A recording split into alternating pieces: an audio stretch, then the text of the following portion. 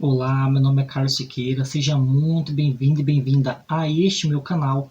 Aqui nós falamos de literatura e tentamos falar sempre sobre escritores diferentes, de épocas, estilos, nacionalidades e gêneros diferentes.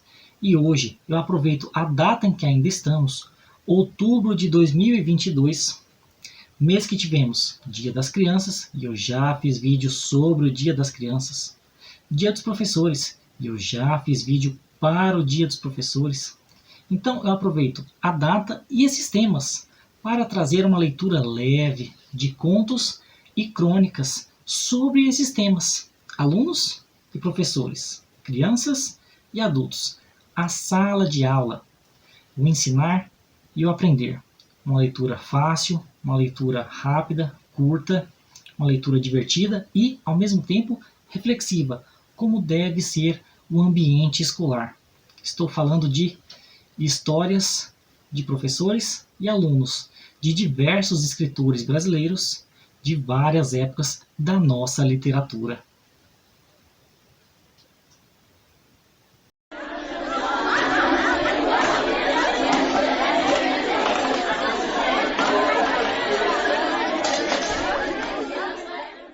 Bom, antes de tudo, eu devo dizer que eu vou procurar cada uma dessas histórias, que são 8, e algumas delas são contos, algumas são crônicas, e vou deixar aqui na descrição do vídeo para que você leia gratuitamente.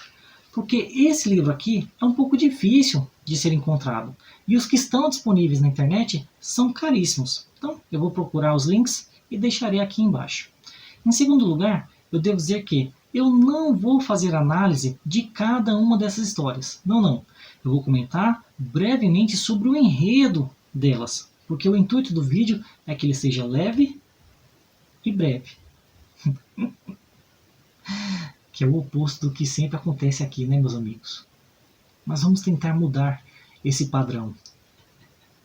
Bem, agora sim, comentemos e conheçamos essas histórias de professores e alunos escritas por escritores clássicos e modernos da nossa literatura. Bem, a primeira história que nós temos aqui é do Fernando Sabino, grande escritor mineiro, escreveu crônicas, contos, novelas, um grande nome da nossa literatura. E a historinha que ele traz aqui se chama Reunião de Mães. E aqui já começa a comicidade, né?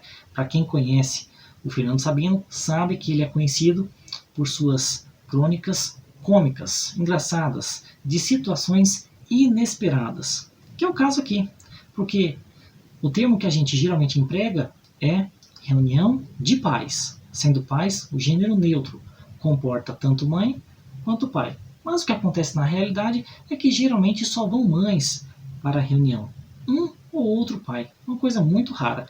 E é o caso dessa história aqui. Aliás, eu devo dizer que o livro todo é ilustrado, tá? As letras são grandes. E aí nós temos essa reunião de mães. Só tem mulher na sala e um único homem, que é o pai, o protagonista.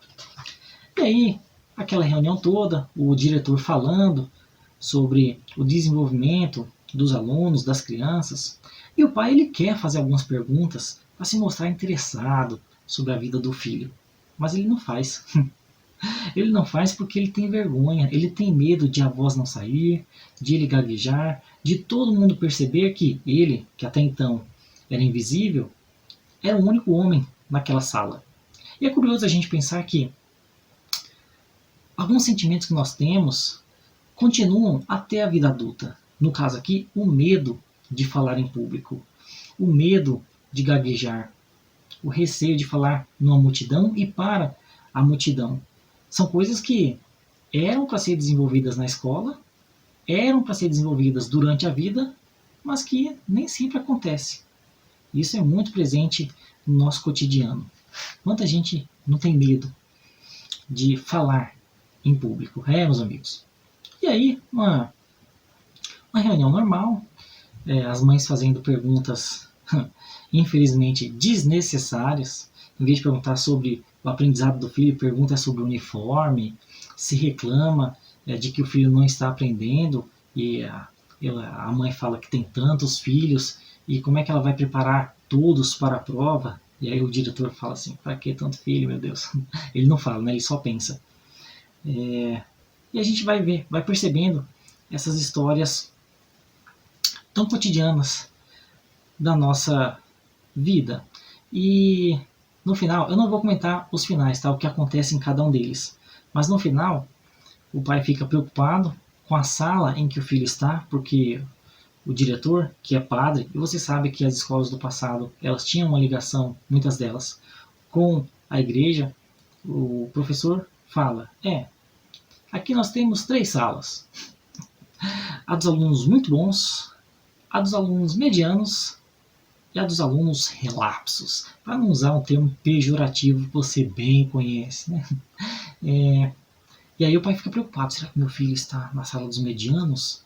Ou será que está na dos medíocres? Para usar um outro termo.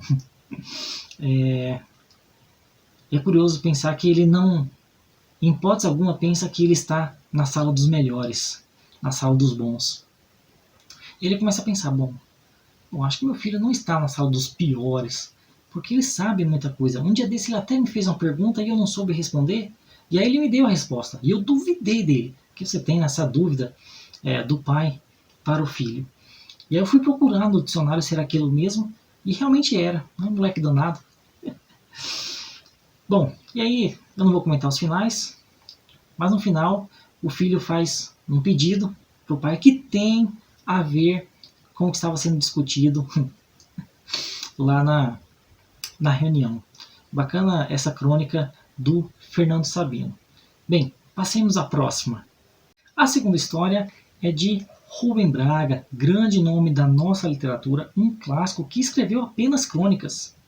Ele consolidou o próprio nome escrevendo apenas crônicas, esse gênero que por muito tempo foi considerado menor na nossa literatura, mas que o Rubem Braga percebeu a profundidade que existia nela. E ele mesmo mudou o formato crônica.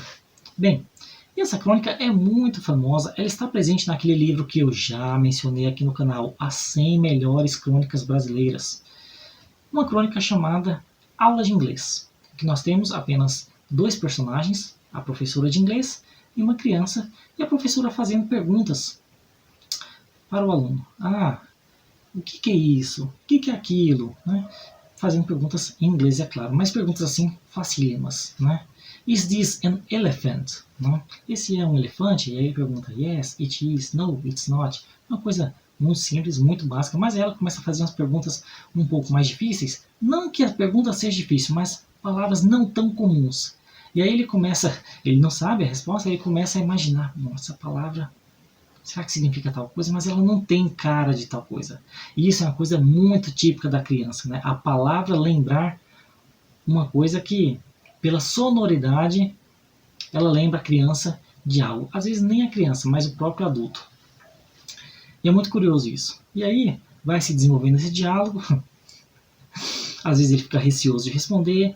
A professora também fica receosa com o silêncio dele, que ele demora demais para responder. Isso aí, o que é isso aí? E aí ele fica pensando e ela fica preocupada, né? Será que ele não sabe tal coisa tão simples, tão banal? E aí quando ele responde certo, ele fala, very well, né? Muito bem, muito bem. E ele fica todo orgulhoso, terminou a aulinha, ele sai na rua, ele olha um cachimbo na vitrine, e ele fica imaginando ele fumando aquele cachimbo, conversando com o embaixador da Inglaterra, e ele se imaginando de igual para igual, e o embaixador muito feliz das crianças de um outro país aprendendo a língua materna dele, do embaixador. O que a gente tem aqui? Nós temos essa ingenuidade da criança, essa imaginação fértil que eles têm, né? Por conta de uma palavrinha que lembra uma coisa que às vezes nem sempre tem a ver com o significado dela.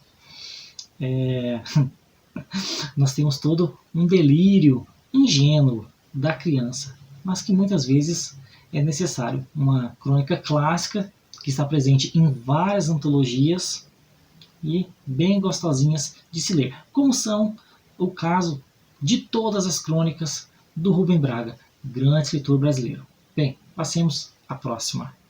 Bom, a próxima história presente no livro aqui é a minha preferida. E não é uma crônica, mas sim um conto de um escritor que, aliás, eu não conhecia. Foi uma grata surpresa conhecê-lo.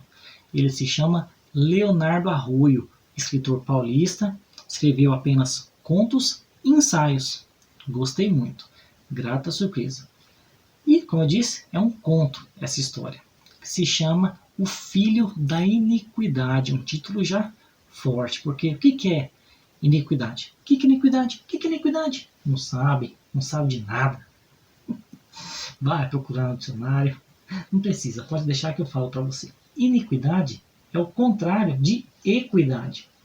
Ah, não sabe o que é equidade também, pelo amor de Deus, ele não sabe de nada. Equidade significa igualdade. Então, iniquidade é desigualdade. Equidade também pode ser justiça. Então, iniquidade é injustiça. Está aí o título forte, o filho da injustiça. Injustiça que também é sinônimo de maldade. Então, mais forte ainda o título, o filho da maldade. Meus amigos. Pois bem, então o que nós temos nessa história? Nós temos uma criancinha chamada Ernestinho e que é uma fofurinha de criança. Ela é o melhor aluno da sala, muito comportado, sabe todas as respostas, mas isso você sabe, você vivenciou. Isso às vezes traz problemas para a criança. Existe a inveja, meus amigos. E aí, ele não é bem visto pelas outras criancinhas, porque por ele sempre responder certo, a professora o tem como o queridinho da sala. Então, ele que estuda numa escola particular em que não existe o sinal do recreio, a professora é que decide quando vai ser o intervalo, chamando os alunos de boca mesmo. Acabou o intervalo, acabou o recreio, volta, volta. Ela, às vezes, quando vê que ele ainda está comendo, deixa o intervalo mais longo. Aliás, ela leva lanches para ele no intervalo. E mais, como ele não brinca com as outras crianças, ela pede para que ele fique ao lado dela no recreio. E aí, isso traz problemas, né? Quando chega na saída, ele é alvo de bullying, de violência das outras crianças, porque elas não gostam de ele ser o bonzinho, o queridinho, etc. Mas eu falei que é um ponto pesado. Quando ele chega na casa dele, ele tem duas irmãs mais velhas. E as duas irmãs também abusam dele. Assim, pedindo para ele limpar a casa, limpar o sofá, enquanto elas não fazem nada, ficam o dia inteiro conversando. Mandam a criança ir buscar quilos de arroz, de feijão, de farinha. Elas que são mais fortes do que ele, mas elas não fazem nada. Mas quando o pai chega, elas fingem que estão cuidando dele, mandam ele estudar. E o pai fica pouco em casa. Então o pai acha que as filhas estão ajudando a criancinha. E aqui a gente pode pensar já nas sugestões feitas pelo escritor. Que talvez esse comportamento das irmãs mais velhas para a criancinha, na verdade, é fruto de inveja, de raiva. A gente não sabe como que era a vida da família antes. Porque tanto a professora o trata como um filho, como ele a trata como mãe. E a gente descobre que, na verdade, ele não tem mãe. A gente só sabe que ela morreu quando ele era bem criancinha. Então você tem essas duas irmãs mais velhas que a gente não sabe de qual casamento que é do pai, se é que teve mais de um, mas a gente sente uma coisa estranha nessa família. E aí, ele é abusado na escola, pelos outros coleguinhas, ele é abusado pelas duas irmãs. Assim, não se fala em violência física, tá? Mas só em xingamento, em tirar sarro, etc. Mas existe a questão psicológica também. E aqui a gente pode pensar no quanto, às vezes, a escola é um refúgio para as crianças, para os jovens, que estão rodeados de más situações, de más pessoas fora da escola e mesmo dentro da escola, mas existe uma ou outra pessoa que, na verdade, faz a diferença na vida dessas pessoas. No caso aqui, a criancinha só tinha o pai, que só chegava à noite, e a professora, que só ficava durante poucas horas com ele. Meus amigos. E aí eu não vou comentar o final, mas acontece uma coisa trágica, e mais do que essa situação, essas irmãs mais velhas, elas falam algo assim extremamente desagradável para a criança, que fica sem entender e termina o conto ali. Eu não vou falar o que acontece, mas é uma coisa assim pesada. E isso me faz pensar no vídeo que eu fiz sobre Os Meninos da Rua Paulo, de Ferenc Molnar, em que lá o livro também acaba triste, e a gente percebe o quanto essas situações mais tristes ensinam, transformam a pessoa, a criança, deixam-na mais madura através dessas dificuldades da vida. Esse é o aprendizado. A vida como uma escola. Meus amigos. Bem, passemos à próxima história. Bom, a próxima história é uma crônica de Paulo Mendes Campos, grande nome da nossa literatura do século passado. Ele que era amigo de Carlos Drummond de Andrade, conhecido de Fernando Sabino, Rubem Braga, essa turma toda de Minas Gerais. Ele que foi poeta e cronista. E nas suas crônicas, diferente de outros escritores que puxavam mais para o lado cômico, ele não, ele ia para o lado reflexivo. Ele é um autor muito erudito que discutia a própria literatura dentro da crônica, que é o caso dessa aqui, que se chama Primeiras Leituras, em que ele traz um narrador que vai discutir os seus aprendizados iniciais na escola, que eram muito chatos. Ele que tem frases marcantes na sua literatura, nas suas crônicas. Aqui, por exemplo, ele tem uma frase que diz assim: o aprendizado é uma mutilação. Meus amigos, forte isso, porque muitas vezes aprender é difícil, é chato. É como se fosse tirar a liberdade da imaginação. Em vez da criança dizer ou imaginar que tal coisa é aquilo, chega uma pessoa e fala: não é isso. É isso aqui que eu estou dizendo. E aí ele vai dizer que começou a aprender a ler com Machado de Assis, chatíssimo para criança. Mas para muitos adultos também, mas não é chato não, viu? Mas para uma criança não tem cabimento você começar lendo Machado de Assis. E aí, aqui me lembra a primeira crônica que eu mencionei. A primeira? A segunda. A segunda. Que ele vai falar assim, por exemplo, tem uma frase de Machado de Assis que ele fala assim: lobriguei. Né? Lobriguei me lembra lombriga. Lombriga me lembra vermífugo, remédio ruim, gosto amargo. Então ele vai fazendo associações, que é uma coisa muito comum das crianças. E de novo, você tem aqui o caráter imaginativo, lúdico da criança. Mas que, conforme vai passando os anos, ela vai aprendendo. Tanto que ele fala aqui, Machado de Assis com o tempo foi melhorando. Ora, Machado de Assis não foi melhorando. Ele, como leitor, é que foi melhorando. E aí ele vai falando que, depois eu descobri que bonito mesmo era A Virgem dos Lábios de Mel. O que é isso? É o Iracema, de José de Alencar. Bonito mesmo era que o sertanejo era, antes de tudo, um forte. O que é isso? Euclides da Cunha. Então o que ele vai percebendo aqui?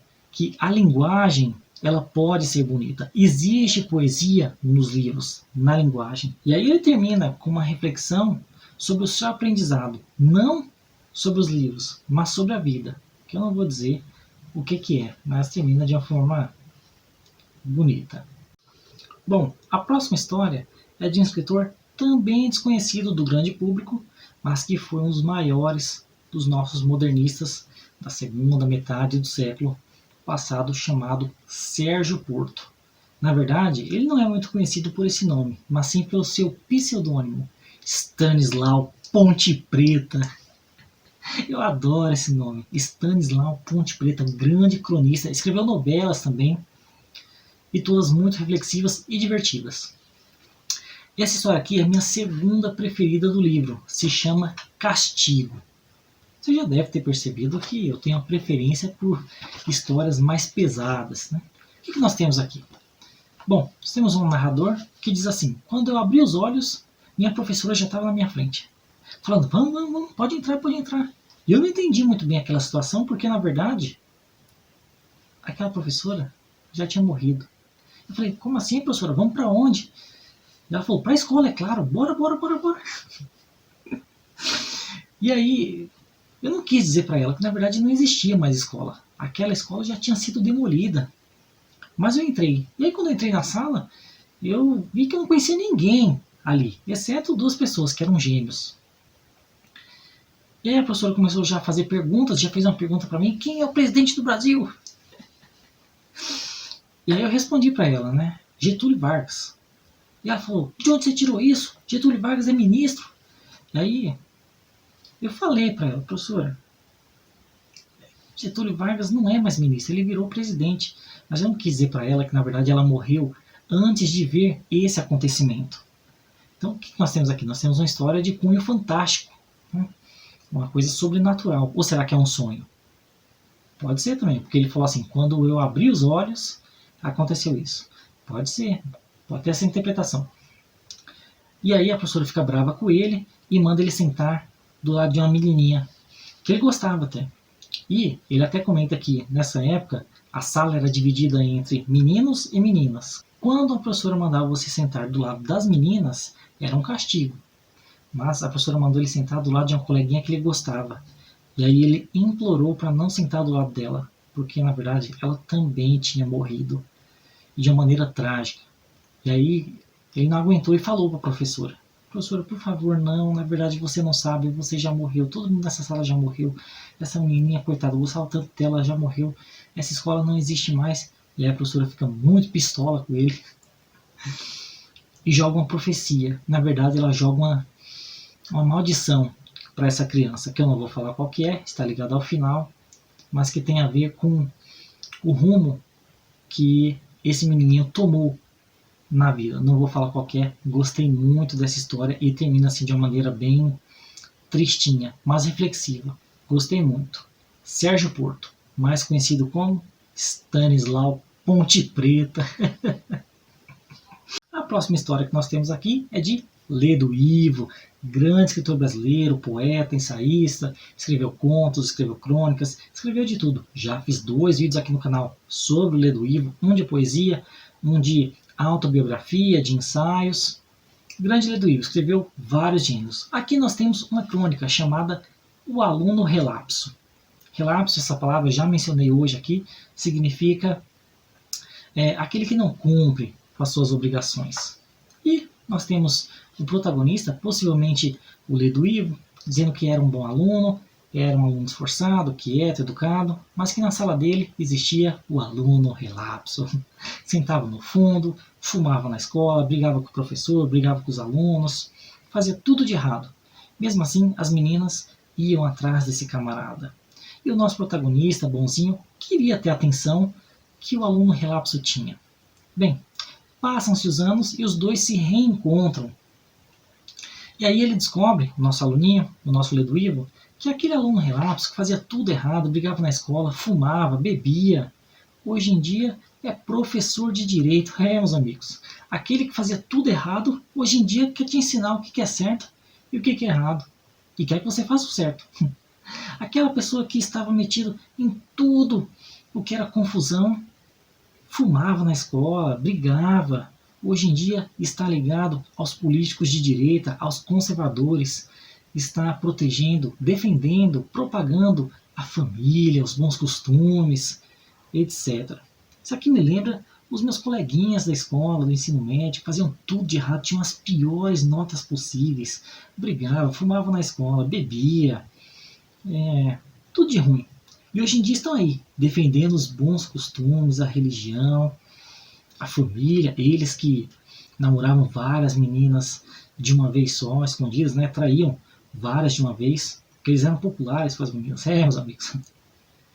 Hoje em dia estão aí votando em outro canalha, bandido, que só faz as coisas, quer dizer, só fala as coisas da boca para fora, porque, bom, não disse a hipocrisia, né? São aí eleitores do Bolsonaro. Meus amigos, uma tristeza isso, viu? Bem, continuando aqui. E aí, ele descobre a nova vida do aluno relapso e, bom, não vou falar o final, mas ele faz uma reflexão sobre a própria vida dele, que rumo que tomou e como que as pessoas o veem. Ele, aquele que era um aluninho bonzinho, um aluninho que se esforçava, era direitinho, comportado, mas quais que eram os desejos que ele tinha e que talvez ainda tenha?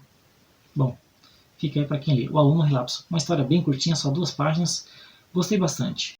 A próxima história eu gostei bastante também, é de um escritor que eu não conhecia, escritor do Rio de Janeiro, escreveu novelas, contos, crônicas, e se chama Carlos Eduardo Novaes.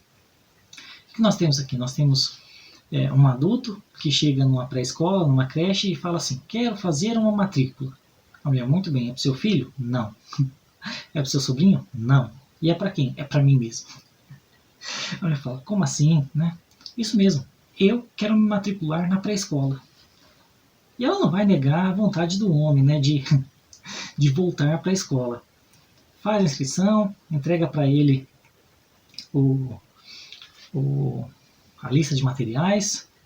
Aliás, eu esqueci de comentar o título dessa história, que se chama Retorno às Aulas. Quer dizer, volta às aulas. Volta às aulas. Um retorno cada vez mais caro. Isso já dá toda a explicação da história. E aí ela entrega para ele a lista de materiais e ele fala, que isso, tudo isso é para durar até o vestibular? Não, é só para esse ano mesmo. Ele vai para a escola, né? Só dá ele de adulto, talvez ele mais velho até do que a professora, no meio das criancinhas, as criancinhas comendo merenda, ele bebendo cerveja. Ele já sabe de tudo, ele que é pai de família, tem mulher, tem filhos.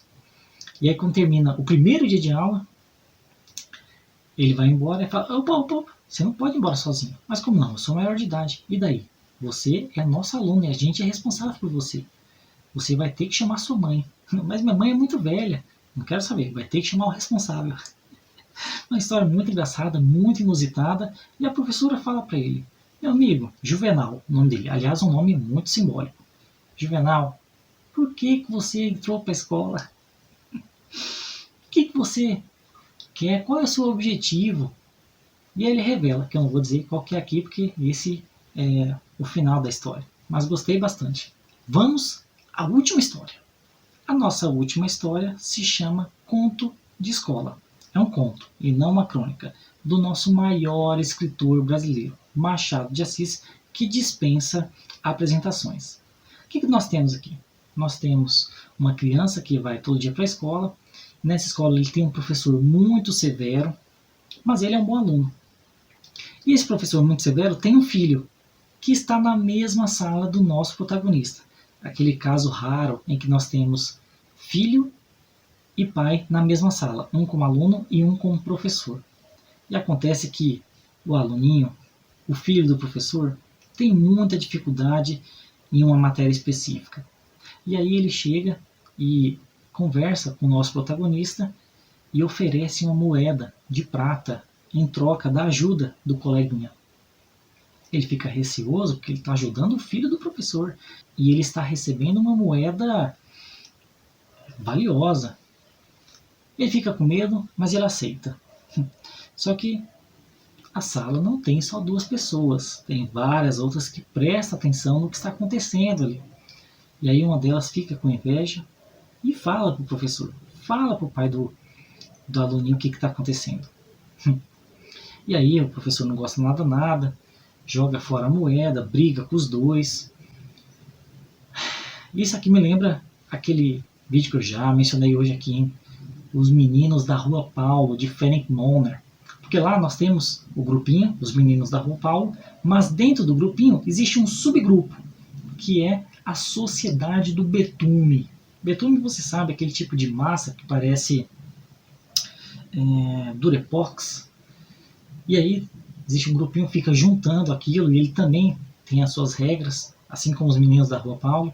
Eles também têm os seus mandamentos, suas patentes, etc. E quando o professor descobre que existe uma sociedade dentro da sala, ele fica possesso, briga, desfaz, pega. Principalmente quando ele descobre que esse grupinho está manejando dinheiro. Que é o caso que nós temos aqui também no Conto de Escola. um aluno pedindo ajuda para o outro e oferecendo moeda de prata, coisa valiosa.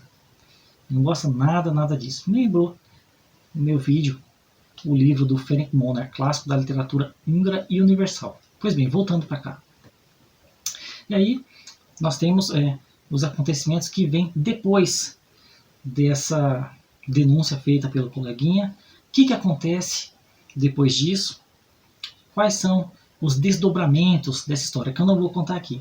Mas tem a ver, de novo, com aquela questão lúdica da criança, a imaginação, uma coisa que leva a outra, etc. Gostei bastante desse conto de Machado de Assis, que na verdade já era para eu ter lido antes, que eu tenho esse conto num livro que só tem esse conto. É uma raridade esse livro, que o único conto de Machado de Assis. Bem fininho o livro. Gostei bastante. Bom, essa foi a última história, conto de escola, presente nesse livro aqui, histórias de professores e alunos, histórias curiosas, algumas cômicas, algumas trágicas, algumas bonitas, reflexivas. Gostei bastante. Vou tentar achar as histórias, deixar aqui na descrição do vídeo para que vocês possam ler também. Espero conseguir achar todas. Essa foi a indicação de hoje.